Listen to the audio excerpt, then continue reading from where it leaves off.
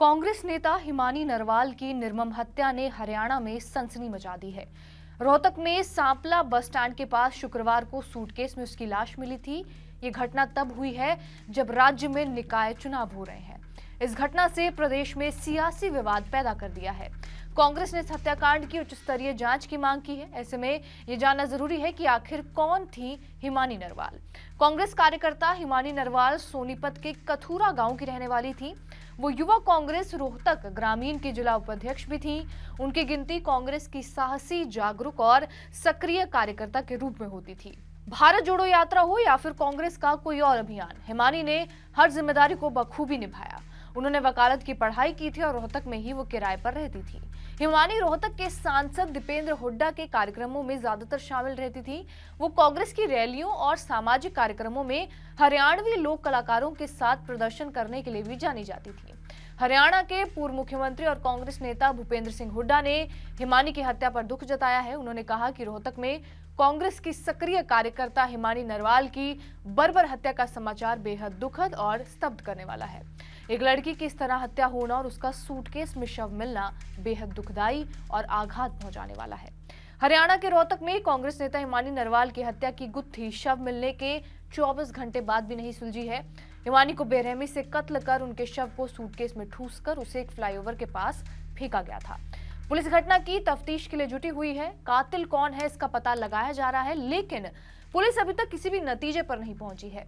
शव को पोस्टमार्टम के लिए भेजा गया है, जिसकी रिपोर्ट आने पर ही हत्या किस तरह की गई इसका पता लगाया जा सकता है। पुलिस घटना को लेकर जांच कर रही है। इन सब के बीच बताया ये जा रहा है कि पूर्व में कांग्रेस नेता हिमानी नरवाल के पिता ने भी सुसाइड किया था। वहीं उनके भाई की रंजिश के चलते हत्या कर दी गई थी। पुलिस इन मामलों को जोड़कर भी जांच कर रही है। हिमानी नरवाल कांग्रेस पार्टी में एक्टिव थी बहुत, और भारत जोड़ो यात्रा में वो राहुल गांधी के साथ हरियाणवी ड्रेस पहनकर नजर आती थी।